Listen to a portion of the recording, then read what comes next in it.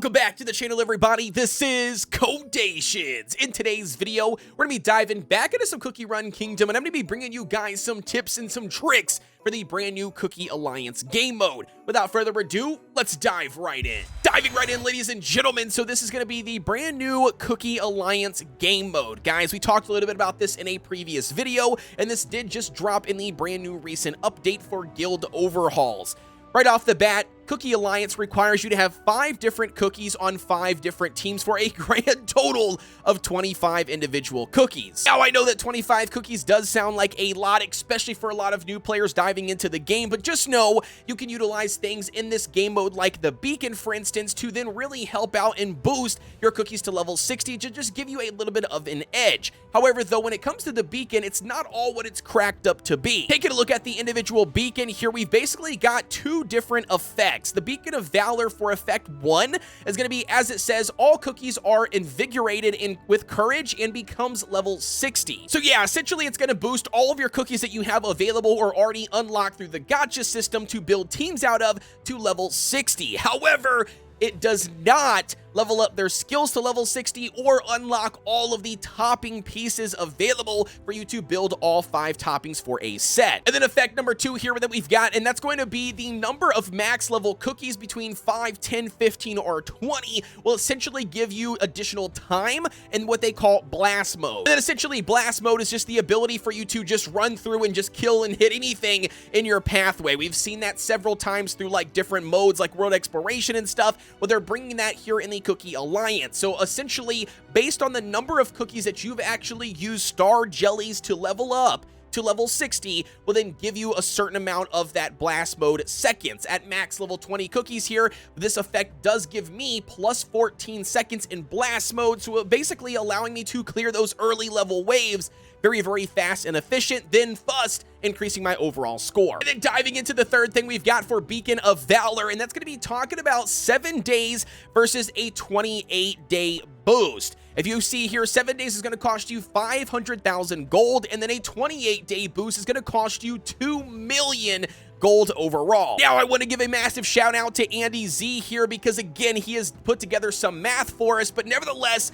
guys, it's actually more efficient for you to buy these 7-day boost 3 times in a given month, essentially only costing you 1.5 million gold versus 2 million gold, saving you 500,000. Alrighty, then officially diving in here to a chart that Andy Z has put together for us to really break this down, so hopefully everybody understands. We've got 3 different methods, right? We can buy at the very bottom, you can see we could buy 1 boost every 28 days. Nothing special here. It costs 2 million gold, which is absolutely expensive, but nevertheless, 2 million gold for a 28-day boost. Nothing crazy. The second method in the middle here, you can see that we're going to be buying a boost once every 7 days, right? You get the boost for 7 days. When the boost goes away, you then buy another 7-day boost. However, though, at the very end of that, you're still spending 2 million gold in 28 days. The third and final method that I think is going to be the best and most efficient way to save everybody 500,000 gold is going to be this method. For the first 1 through 7 days, you're going to be buying the boost, and you're going to spend 500,000 gold in order to do so. Again, taking advantage of that boost.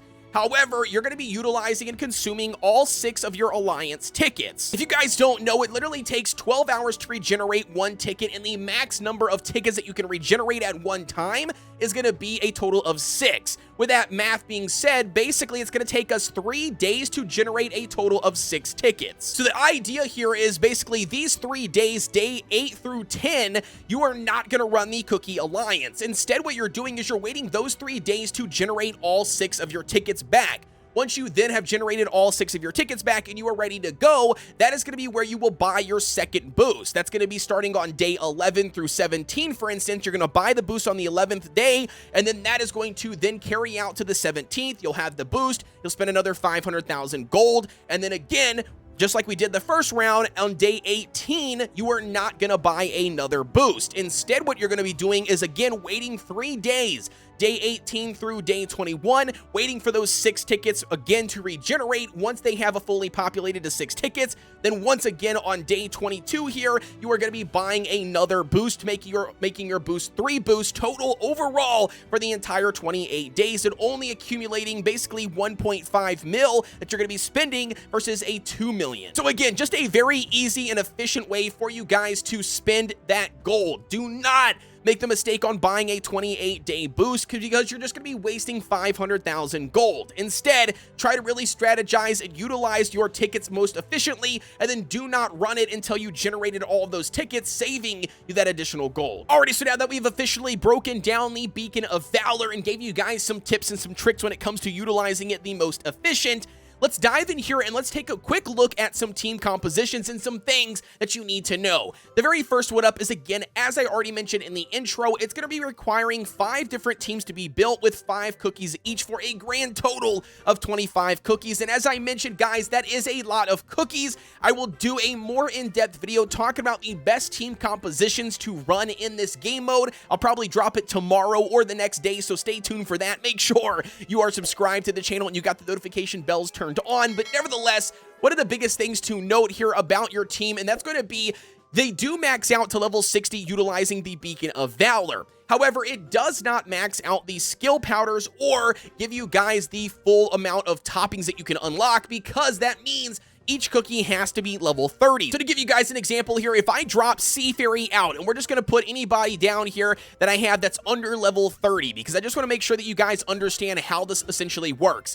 So even though I put Moon Rabbit here, he's going to be a level 16, even though that their level is going to be boosted all the way up to level 60, if we do an inspection here, it does not boost the skill level to level 60. You can see it's only currently here at level 1, and that is going to hurt us in the long run, because as I mentioned multiple times in other videos for tips and tricks and things, your skill level makes a massive difference as far as how much damage the cookie can do, how much damage they can intake. Basically, making or breaking a team composition can happen if you do not have your skills leveled up. And then the second thing here to also note is that it does not give me the ability to unlock all 5 topping pieces to complete topping sets. So I would honestly recommend that once you do pick and choose your 5 teams that you are going to be running, make sure that you have at least leveled those cookies up to level 30 so then you can unlock them. So to give you guys an example here, if we click on Moon Rabbit and I level this to level 30, I'm just going to show you guys exactly what happens. We're going to level to level 30.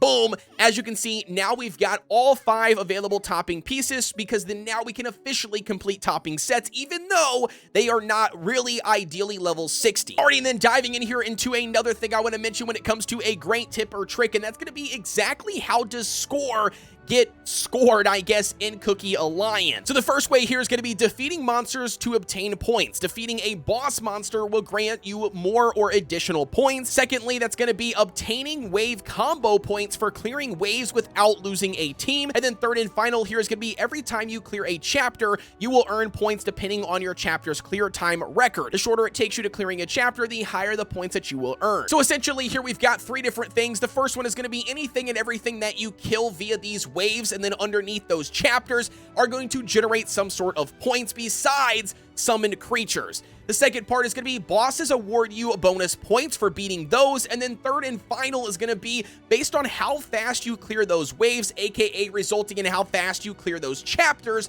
the more points that you're going to be awarded. So it's going to be very important when you are designing your team compositions that you are utilizing all 5 of those teams to make sure that you've got things like single target damage, you've got AoE teams, you've got speed meta teams, you've got scam comps. You literally want to try to cover all aspects of the teams, because you want to make sure that you can swap in and utilize the right one at whichever stage or wave you're going up against to just make sure that you are using your time efficiently. Alrighty, and then officially diving in here to the 5th thing we've got, that's going to be talking about swapping in and out of teams. You've got 5 different teams to swap and pick and choose from. You can see we just swapped over to our single target damage team because this is a boss stage. However, please note that when you swap to a team, you do activate a 20-second cooldown timer before you can swap to another team you can see on the left-hand side. So just make sure to be utilizing the team swap feature as often as possible, and just based base it on whatever enemy you're going up against. Again, single target team works wonderfully here for this